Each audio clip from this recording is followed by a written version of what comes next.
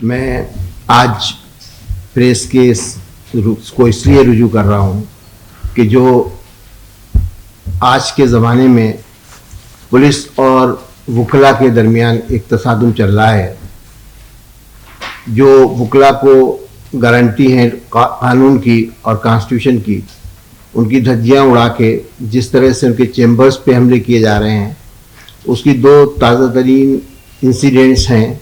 जो नरेंद्र सिंह नाम के एक वकील को एटा में मकान तोड़ा गया और ड्रेस में होते हुए भी उसके ऊपर हमला किया गया और पूरी तौर से उसकी बेइज्जती की, उसके चैम्बर को भी तोड़ दिया। और दूसरा महमूद प्राचा और जावेद अली के सिलसिले में है कि सारे कानून को ताक पे रख के जिस तरह से उनके घर पे हमला हुआ और 12 बजे से लेकर रात में 3 बजे तक उनका इंट्रोगेशन किया और उनकी वो चीज़ें जो हिफाजत में हैं कानून की, वो उनके घर से सब उठा ले गए, जिसमें ना तो बार काउंसिल रूल्स का कोई ख्याल रखा गया, ना एडवोकेट्स एक्ट का, ना कॉन्स्टिट्यूशन ऑफ इंडिया का। और इस तरह से जो माहौल बना है वो बहुत ही ज़्यादा तफ्तीशनाक माहौल मुल्क में बन गया है, क्योंकि अगर वकील महफूज नहीं रहेगा, जिसके लिए कानून तो बहुत सारे हैं, और पुलिस आज जो पॉलिटिकल इंक्लिनेशन से और मोटिवेशंस के ज़रिए काम कर रही है, उससे ये मुल्क का निज़ाम पूरा बिगड़ जाएगा। क्योंकि वकील को जो हिफाजत हासिल है उसमें जो चैम्बर ऑफ लॉयर्स है, that is extension of the court. ये कोर्ट कहता है कि एक्सटेंशन है, chamber of lawyer is an extension of the court. और दूसरा ये कि एक लॉयर की हैसियत is an officer of the court. ये दो चीज़ें हैं। तो जब किसी वकील के ऊपर हमला है तो सीधा सीधा एडमिनिस्ट्रेशन ऑफ जस्टिस पे हमला है और अदालत पे हमला है। इसका ख्याल आज बिल्कुल नहीं किया जा रहा है। इसलिए आज सवाल बहुत उठ पड़े हैं कि ये जो पुलिस की किरदार है, इस पे दोबारा बहस शुरू की जाए और ये देखा जाए कि पुलिस ऐसी क्यों हो गई है कि वो आज उन्हीं जो ज़मीन है, जो बुनियाद है कानून की, उसी को तोड़ने का काम कर रही है। इस सिलसिले में हमने जो भी देखा है उसके में जो फैक्ट्स हैं उनकी तफसील में जाने से बेहतर ये होगा कि हम आज ये देखें कि उन किन चीज़ों की ज़रूरत है, कि पुलिस रिफॉर्म्स की ज़रूरत है। ये ज़रूर है कि पुलिस में बहुत ज़्यादा डिप्रेशन है और एजिटेशन है, क्योंकि उनकी ज़रूरतें पूरी नहीं हो पा रही हैं और उनको बहुत ज़्यादा प्रेशर में वो काम कर रहे हैं। उनको वो सहूलतें भी हासिल नहीं हैं और वो उनको क्योंकि उनके बहुत जल्दी से ट्रांसफ़र्स होते हैं और पनिशमेंट भी होते हैं। लेकिन पुलिस उस दबाव में आके कानून को जो जिसकी मुहाफ़िज़ है, आज कानून को ही तोड़ती चली जा रही है। इसलिए हमारी मांग ये है कि आज ये जो इंसिडेंट्स हुए हैं उस सिलसिले में हमें कुछ एक अस्करी नौ सोचना है। और आज ऑल इंडिया लॉयर्स काउंसिल का ये डिमांड है कि इस सिलसिले में एक सुप्रीम कोर्ट के जज के ज़रिए कमीशन हो, इंक्वायरी कमीशन बनाया जाए और ये सब चीज़ें देखी जाए, जिसमें ख़ास तौर से देखा जाए कि वो कौन सी चीज़ें हैं जिसके ज़रिए एक ही इंसिडेंट ने ना तो बार काउंसिल रूल्स का कुछ ख्याल किया, तवज्जो दी, और ना कुछ एडवोकेट्स एक्ट का। जब वकील को एविडेंस एक्ट के जरिए 126, 127, 128 और 129 का वो सहूलतें हासिल हैं कि उसकी जो प्रिविलेज कम्युनिकेशन है अपने क्लाइंट के साथ, वो कहीं पर भी उसकी हिफाजत की जाएगी। ऐसे में पुलिस का जाके सारे के सारे जो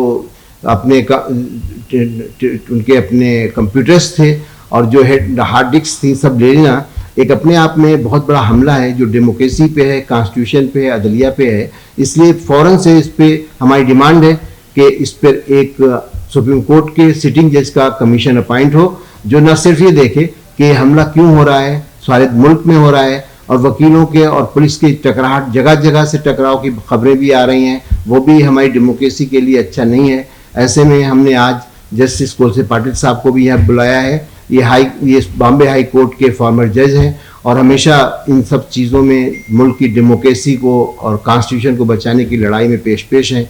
मैं उनसे दरख्वास्त करूंगा कि वो कुछ इस पे अपनी राय का इजहार करें। मैं आप सबके माध्यम से सभी संवैधानिक संस्थाओं को विनती करता हूं कि हमें सोशल, पॉलिटिकल और इकोनॉमिक जस्टिस गारंटी है। ये है आर्टिकल 19 के तहत किसी भी अक्यूज को डिफेंड करना हमारा काम है, वकीलों का काम है। और स्पेशली मोहम्मद पाचा के केस में जो मैंने देखा कि जज की एक सेंटेंस की ऑर्डर है, ये पर्टिकुलर कंप्लेनेंट की कंप्लेंट सही है नहीं उसका कंप्यूटर से कॉपी मांगी जज ने, बस। वो भी जज को जरूरत नहीं थी, जज बोलते तो वकील देता, लेकिन ठीक है मांगी थी। तो एक सेंटेंस के गैर फायदा लेके सीबीआई या कोई पुलिस थे, उन्होंने 17 घंटे उनको सताया, 17 आवर्स रेड। जैसे वो अक्यूज्ड है और उनके तो उनके पीछे एक कारण था कि दिल्ली राइट में उन्होंने कम से कम 25 से ज्यादा संघ के कार्यकर्ता जो पुलिस प्रोसिक्यूट नहीं कर रहे थे उनको प्रोसिक्यूट किया कोर्ट के माध्यम से। और यही गुस्सा पुलिस का था, सत्ताधारी लोगों का था, शायद होम मिनिस्टर का था, और इसलिए उन्होंने उनके ऊपर रेड डलवाई ताकि वो जो जरूरत नहीं थी। अभी भाई साहब ने कहा कि जो भी लॉयर काम करते हैं वो कोर्ट से कम नहीं होते। यदि वो नहीं काम करेंगे तो कोर्ट क्या काम करेगा। मेरा एक खुद का अनुभव है, मैं एक बड़ी क्रिमिनल ट्रायल चला रहा था और मैं गवर्नमेंट रेस्ट हाउस में रहा था। गवर्नमेंट ने बोला कि प्राइवेट पार्टी आप कितने दिन रहेंगे, वो बहुत बड़ी ट्रायल थी 2-3 महीने की, तो आप रेस्ट हाउस छोड़ो। तो मैंने कोर्ट में एप्लीकेशन किया कि कंटेम्प्ट ऑफ कोर्ट है, हम नहीं छोड़ सकते गवर्नमेंट रेस्ट हाउस। और कोर्ट ने माना, और कोर्ट ने गवर्नमेंट को ऑर्डर करी कि नहीं इनको आप रीइंस्टेट नहीं कर सकते, इनको रहने दो आप। जो परभनी करके गांव था वहां दूसरा कोई इंतजाम नहीं था रहने का। तो कोर्ट में जब हम काम करते हैं, वकील लोग काम करते हैं, तो वो कोर्ट को असिस्ट हम करिए, मेरा कोर्ट कैसे काम करेगा। तो मैं तो कहता हूं दो तरह का वहां कंटेम्प्ट हुआ है। एक तो जज ने जो ऑर्डर करी एक सेंटेंस की, एक ही कंप्लेंट की, एक ही कंप्लेनेंट की कंप्लेंट निकालने की, तीनों ने सब इनके बाथरूम टॉयलेट तक सब खंगाला, जो कोर्ट की ऑर्डर नहीं थी। तो जिस कोर्ट ने ऑर्डर की वो उसका भी कंटेम्प्ट है। और इन जनरल जो कोर्ट को असिस्ट करता है उसको जब आप ऐसे सताते तो वो भी कंटेम्प्ट है। लेकिन आजकल लॉ एंड यानी कानून की बात देश में करना बड़ा मुश्किल काम है। दिल्ली राइट्स के इन्वेस्टिगेशन बायस था, इसलिए इन्होंने काम किया। और जो सही अक्यूज्ड है, मैं तो हमेशा कहता हूं कि हमारे सत्ताधारियों की इतना नहीं समझता कि मुस्लिम ही बॉम्ब बनाएंगे, मुस्लिम चे बस्ती पर डालेंगे, भीमा कोरेगांव में दलित ही आएंगे, दलितों पर हमला करेंगे। ये स्टोरी कहां जाती है, कौन इसको मानेगा या कैसे जचेगी। और जब सही इन्वेस्टिगेशन होता है तो मालूम होता है कि बॉम्ब बनाने वाले, बॉम्ब डालने वाले किसी एक ऑर्गेनाइजर के थे, वो हिंदू ऑर्गेनाइजेशन है, कोई मुस्लिम का संबंध नहीं था। लेकिन जिन्होंने सही इन्वेस्टिगेशन किया उनको भी मार दिया। दूसरा हम भीमा कोरेगांव की बात करेंगे कि भीमा कोरेगांव के 2 ही एक्यूज्ड है जिन्होंने ये सब काम किया था, और वो सत्ताधारी के लोग हैं। लेकिन दलितों पे नाम लिया, सैकड़ों दलित को अरेस्ट किया, और दुनिया भर देश भर के इंटेलेक्चुअल अरेस्ट करे। तो ये जो झूठा काम चल रहा है, तो यहां न्याय कैसा मिलेगा।